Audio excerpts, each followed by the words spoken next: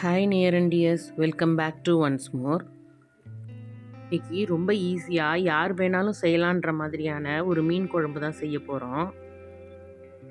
இதுக்கு அதிகமான மசாலாஸ்லாம் எதுவுமே தேவையில்லை. ஒரு எலுமிச்சம்பழம் அளவுக்கு புளியை தண்ணியில் ஊற வச்சு நல்லா ஊறினதுக்கப்புறம் கரைச்சி புளி தண்ணி எடுத்து ரெடி பண்ணி வச்சுக்கோங்க.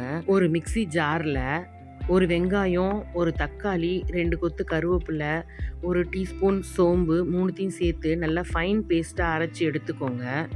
ஒரு கடாயில் 2 டேபிள் ஸ்பூன் எண்ணெய் விட்டு வடகம் சேர்த்து இதை நல்லா பொரியிற வரைக்கும் வறுத்து எடுத்துக்கோங்க. நான் இன்றைக்கி நல்லெண்ணெய் யூஸ் பண்ணியிருக்கேன். நீங்கள் கடலெண்ணெயில் கூட செய்யலாம். நல்லெண்ணெயில் நல்ல ஃப்ளேவராக இருக்கும். வடகம் நல்லா பொரிஞ்சதுக்கப்புறம் 15லேருந்து 20 சின்ன வெங்காயத்தை நான் பொடியாக கட் பண்ணி சேர்த்துருக்கேன். கூடவே ஒரு 10 பல் பூண்டு 2த்தையும் சேர்த்து வதக்கிட்டு கருவேப்பிலை 2 கொத்து சேர்த்து வதக்கிக்கோங்க. இப்போது தக்காளி 2 பொடியாக கட் பண்ணது சேர்த்து கூடவே உப்பு சேர்த்து தக்காளி நல்லா மசிஞ்சு வர்ற வரைக்கும் வதக்கிக்கிறேன். இந்த குழம்புக்கு தேவையான மஞ்சள் தூள் சேர்த்து நம்ம அரைச்சி வச்சுருந்தோம் இல்லைங்களா, வெங்காயம், தக்காளி, சோம்பு, இந்த பேஸ்ட்டையும் இதோடு சேர்த்து கொஞ்சம் பச்சை வாசனை போகிற வரைக்கும் நல்லா வதக்கி எடுத்துக்கோங்க. நல்லா பச்சை வாசனை போனதுக்கப்புறம் இந்த குழம்புக்கு தேவையான 2 டேபிள் ஸ்பூன் மிளகாய்த்தூள் வீட்டில் செஞ்சது நான் சேர்த்துருக்கேங்க. இது கூடவே கலருக்காக காஷ்மீரி மிளகாய்த்தூள் 2 டீஸ்பூன் சேர்த்துருக்கேன். இது ஆப்ஷனல் தான், வேண்டான்னா இதை அவாய்ட் பண்ணிடலாம். இப்போது இந்த காஷ்மீரி மிளகாய் தூளை ஆல்ரெடி வதக்கிக்கிட்டு இருந்த பேஸ்ட்டோட நல்லா பச்சை வாசனை போகிற அளவுக்கு 1 நிமிஷம் வரைக்கும் வதக்கிக்கோங்க.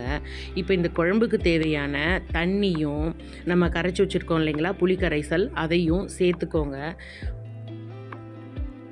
குழம்போட கன்சிஸ்டன்சியை உங்களுக்கு எந்த அளவுக்கு திக்னஸ் வேணுமோ அந்த அளவுக்கு தண்ணி ஊற்றி குழம்போட கன்சிஸ்டன்சியை கரெக்ட் பண்ணிக்கோங்க.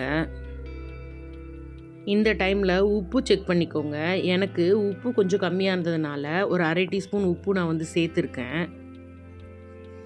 இப்போது குழம்பு நல்லா கொதிக்க ஆரம்பிக்குது பாருங்கள். நல்ல பபுள்ஸ் குழம்பு கொதிக்க ஆரம்பித்த உடனே இதை ஒரு மூடி போட்டு மூடி வச்சுருங்க. இந்த குழம்பு மினிமம் 10லேருந்து 12 நிமிஷம் வரைக்கும் நல்லா கொதிக்கணும். இந்த மாதிரி குழம்புலேருந்து எண்ணெய் பிரிஞ்சு வர்ற டைமில் நம்ம சுத்தம் பண்ணி வச்சுருக்க மீனை சேர்த்துக்கோங்க. மீனை சேர்த்துட்டு உடனடியாக மாங்காவை நான் சேர்த்துக்கிறேன். நான் மாங்காய் சேர்த்து இந்த குழம்பு செஞ்சுருக்கேன். உங்களுக்கு வேண்டான்னா நீங்கள் இதையும் அவாய்ட் பண்ணிக்கலாம். குழம்புல மீன் சேர்த்த பிறகு குழம்ப கரண்டி போட்டு கிளறக்கூடாது. இந்த மாதிரி கடாயை லைட்டாக அசிச்சு விட்டாலே போதும். கரண்டி போட்டு கிளறினோம்னா மீன் கரையிறதுக்கு வாய்ப்பு இருக்குது. இப்போது குழம்பு ஒரு 5 நிமிஷம் வரைக்கும் கொதித்த பிறகு மீன் குழம்பு தயாராகிடுச்சு. மீன் நல்லா வெந்து சாஃப்டாக நல்லா வந்திருக்கு. இதை சுடு சாதத்தோட, இட்லியோட, தோசையோடன்னு எதோட வேணாலும் சர்வ் பண்ணலாம். செம்ம டேஸ்டியராக இருக்கும். நீங்களும் ட்ரை பண்ணி பாருங்கள். உங்களுக்கு இந்த டிஷ் பிடிச்சிருந்ததுன்னா எப்படி இருந்தது அப்படின்னு சொல்லி கமெண்ட் பாக்ஸில் சொல்லுங்கள். நீங்களும் ட்ரை பண்ணுங்கள். லைக் பண்ணுங்கள், ஷேர் பண்ணுங்கள். நம்ம ஒன்ஸ் மோர் சேனலை சப்ஸ்கிரைப் பண்ணி வச்சுக்கோங்க. தேங்க்ஸ் ஃபார் வாட்சிங். பாய்.